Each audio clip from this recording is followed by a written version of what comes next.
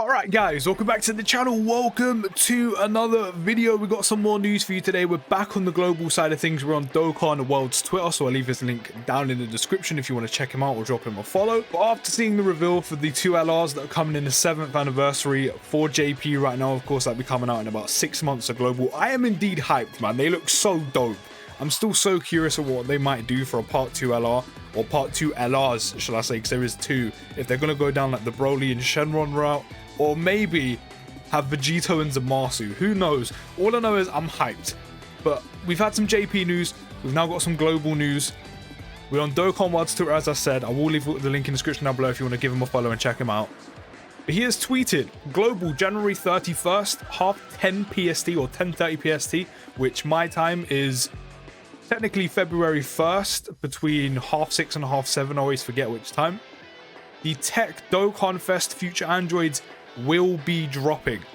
So it's now the 27th, so literally in a few days, the Dokkanfest Future Androids will be coming out on the global side. They are one of the best TURs in the game. We've already gone through what they do. I can't remember what the video is called. I think it's a video like the Dokkanfest Androids are coming to global. If you want to see what they do, you can check it out on the wiki or check that video out as well.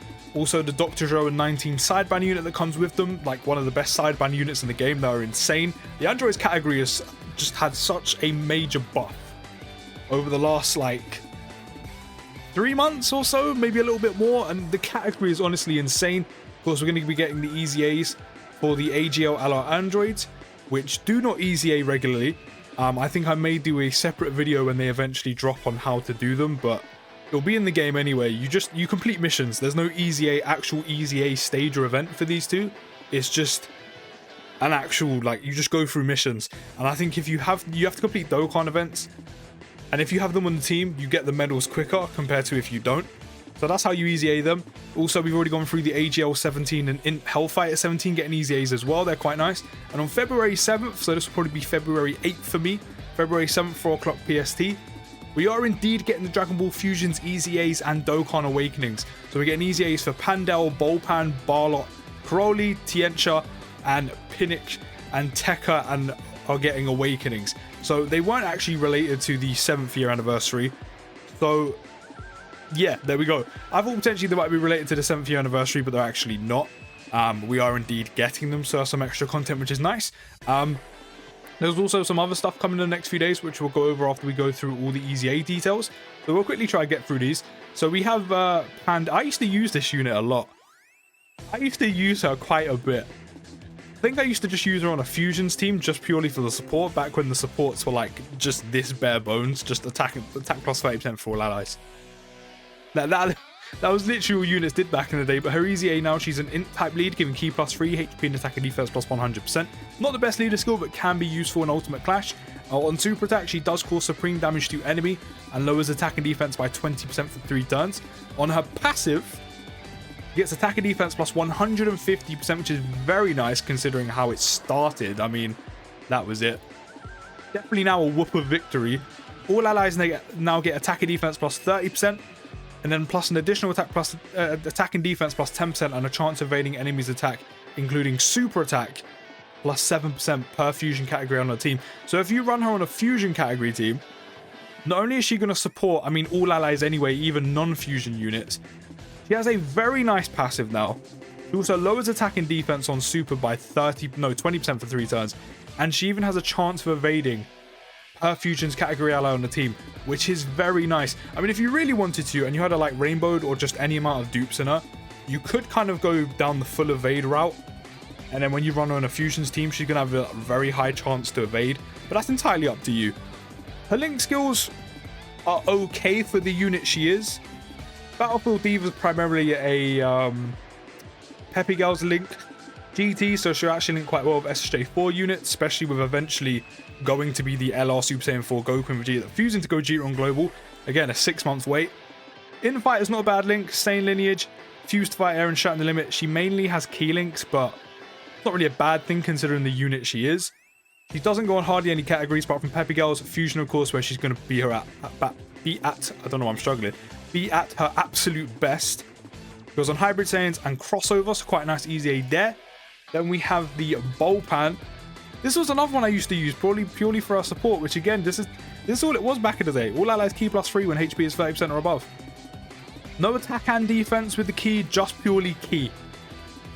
But now she's an AGL lead, giving key +3, HP and attack and defense +100%. Again, not the best leader skill, but I mean, you could use it in Ultimate Clash if you kind of want to run a super and extreme team. Or maybe you're kind of running out of units the deeper you go in. On super attack, she does raise attack and defense by 30% for 1 turn, so not bad, because causes supreme damage to enemy. She also gets attack and defense +150%, which is quite nice.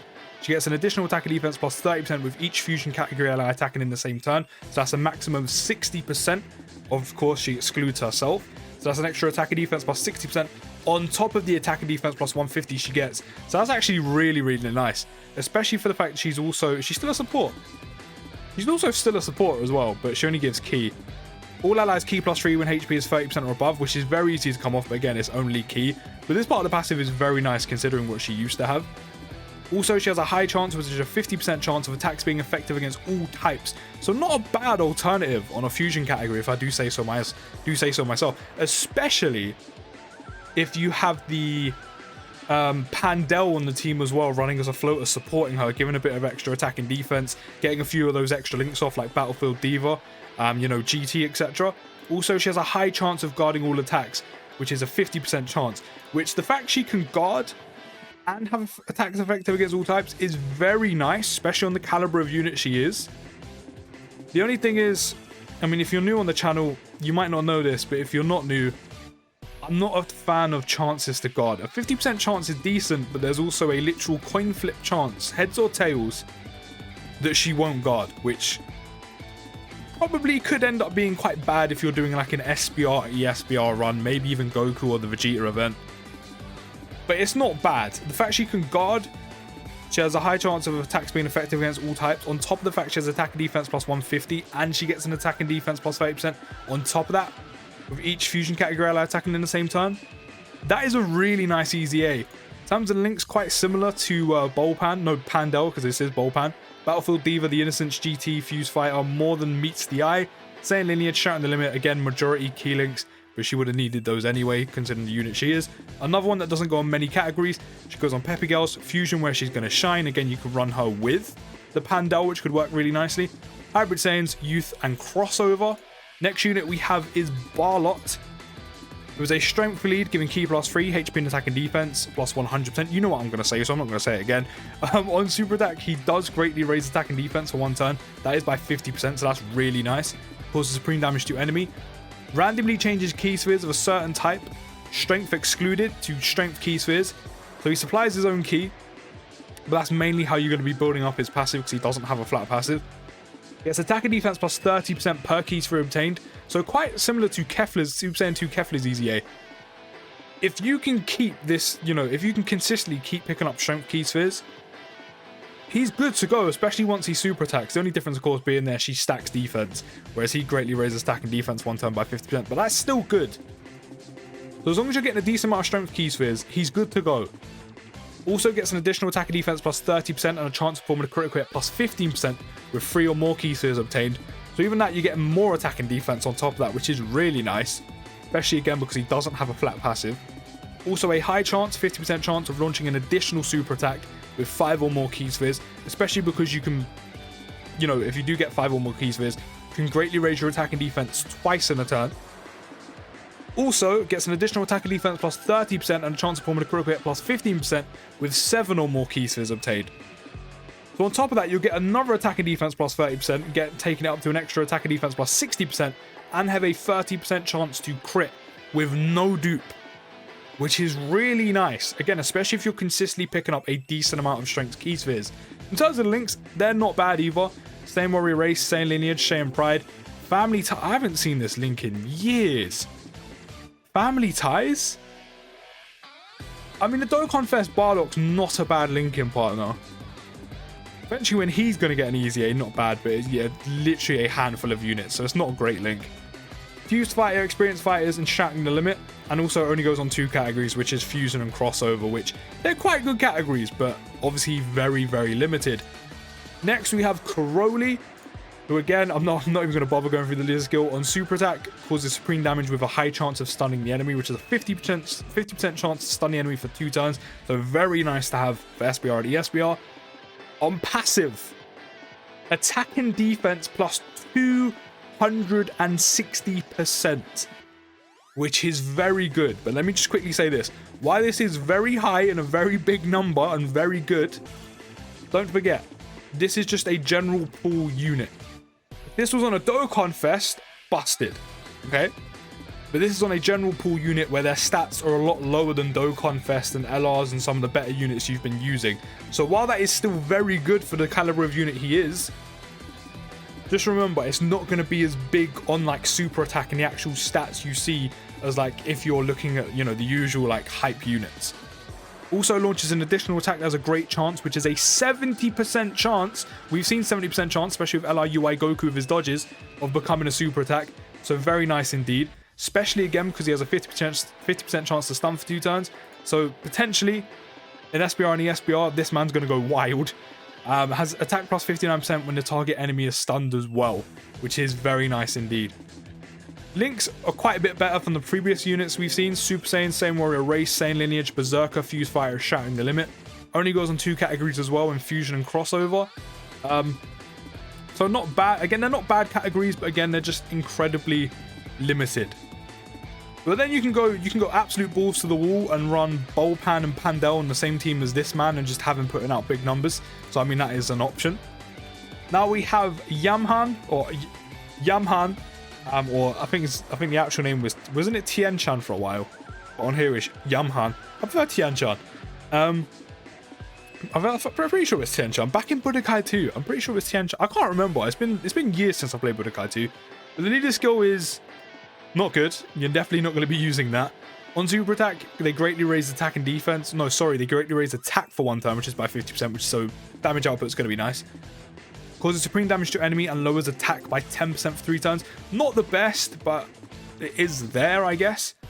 Gets attack and defense plus 180%, which is nice. An additional attack plus 80% and launches an additional attack, which has a medium chance of becoming a super attack. When performing a super attack when HP is 80% or less.